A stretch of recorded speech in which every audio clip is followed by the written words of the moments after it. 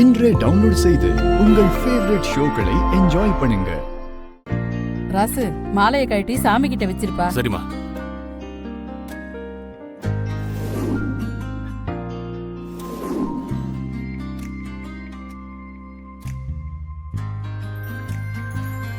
வாங்க போலாம். வா.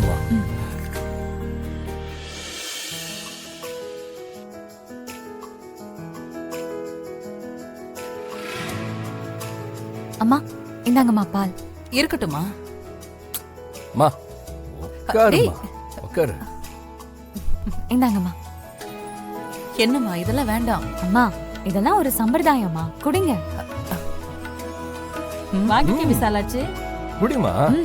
குடிங்க. என்ன பாத்துட்டு இருக்க? கல்யாணம் ஆகி இந்த வீட்டுக்கு முத வந்தப்ப குடிச்சியே, அந்த மாதிரி குடி. குடி.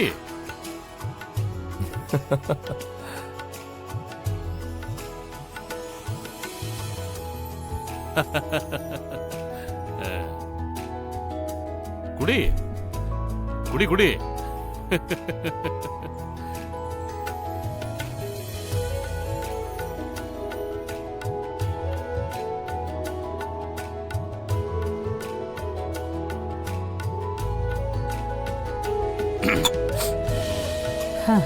அப்பாடா, இப்பதான் மனசுக்கு நிம்மதியா இருக்கு.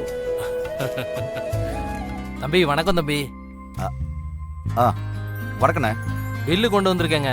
ஓ இல்ல அமராவதி, இந்த பூஜை சாமான்லாம் வாங்கணும்ல, அதுக்கு பணம் கொடுக்கணும்.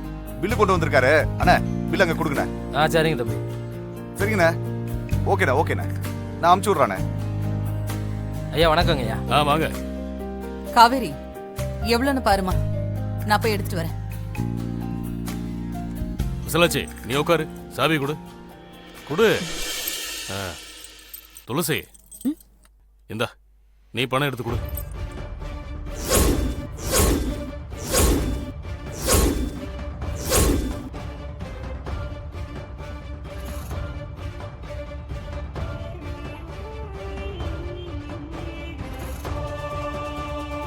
துளசி, குடிமா. போய் பணத்தை எடுத்து வந்து கொடு. கல்யாணம் ஆனதுமா விசாலாச்சி கஷ்டப்பட வேண்டாம். சாவியை நீயே வச்சுக்க. தேவையானப்போ பணத்தை எடுத்து கொடு. துளசி கிட்ட கொடுக்க காரணம் ஏதாச்சும் இருக்கா? எங்க கிட்ட கொடுக்காம இருக்கிறதுக்கு என்ன காரணம்னு சொல்லுங்க. பத்மா, எதுக்கு இப்ப பிரச்சனை பண்ணிட்டு இருக்க? அண்ணி, என்ன நீ பேசுறீங்க? ஒண்ணு நீங்க சாவியை வச்சுக்கணும், இல்ல முறைப்படி மருமக ஜனனி கிட்ட கொடுக்கணும். நானும் பாத்துக்கிட்டே தான் இருக்கேன். எல்லா விஷயத்திலையும் அண்ணன் மருமக ஜனனிய அசிங்கப்படுத்திட்டே இருக்காரு. சிவாவும் ஊம சாமியார் மாதிரி அமைதியா நின்னுகிட்டே இருக்கான். அத்தை, இதுல நான் எதுவுமே சொல்லல. அப்பா சொன்னா சரிதான். பாத்தீங்களா, ஜனனிக்காக பேசுற மாதிரி பக்காவா பிளேட் திருப்புறாரு.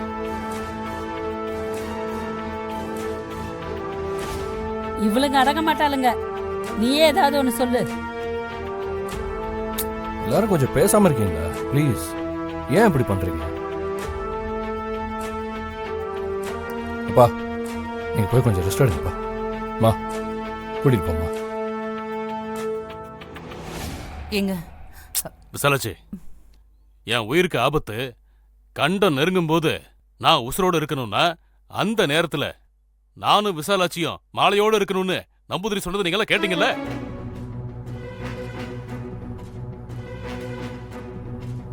உங்க யாருக்காவது எங்க மேல அக்கறை இருந்திருந்தா ஆளை எடுத்துட்டு வரணுமா இல்லையா? இல்ல எடுத்துட்டு தான் வந்தீங்களா?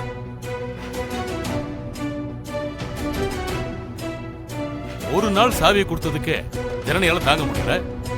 அது நானா கேட்கலையே, அவதானே திருப்பி கொடுத்தா. சாவியை வச்சுக்கிறதுக்கு மருமகளா தங்கச்சியா மகளா இருக்கணுங்கிற அவசியம் கிடையாது. பொறுப்பும் நேர்மையும் இருக்கணும். திருட்டு புத்தி தான் இருக்க கூடாது. அண்ணா, நீங்க போங்க, நான் பணத்தை கொடுத்துடுறேன். சரிங்க. இந்த சாவி துளசி கிட்ட தான் இருக்கணும். துளசி இந்தாம்மா. துளசி நான் சொல்றேன்ல, நீ புடிமா. வாங்கிக்க.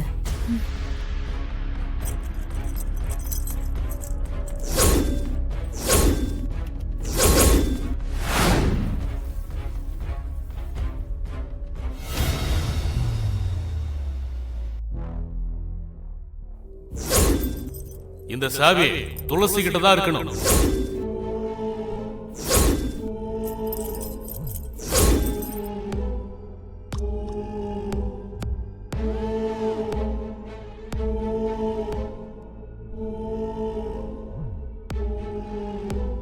ஆஹா, அப்பா துளசிக்கு சாவி கொடுத்ததை நினைச்ச டென்ஷன்ல இருக்கா.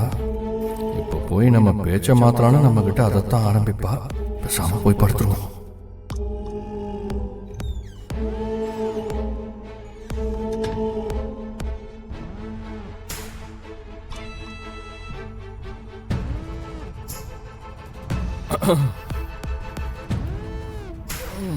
சிவா, ஆ? அங்கிள் சாவி கொடுத்தப்போ நீ ஒண்ணுமே சொல்லலையே, ஏன்? அப்பா காரணம் இல்லாம எதுவும் பண்ண மாட்டார்.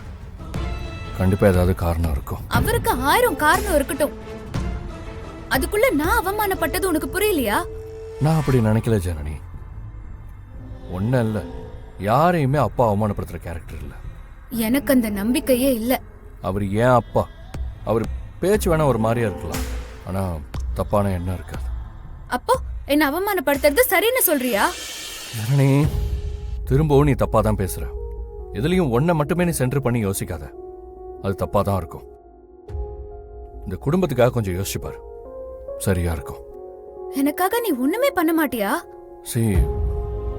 அப்பாவோட முடிவை என்னால மாத்த முடியாது. அதை மாத்தணும்னு அவசியமா இல்ல. நீ எதுவும் பண்ண வேண்டாம், பண்ணவும் மாட்ட. நான் தப்பா இருக்கேனா இல்ல இங்க நடக்கிறதெல்லாம் சரியா இருக்கா? மனசை தொட்டு சொல்லு. சில நேரம் உண்மை தப்பா தான் இருக்கும். மனசு சங்கடப்பட வேண்டாம்.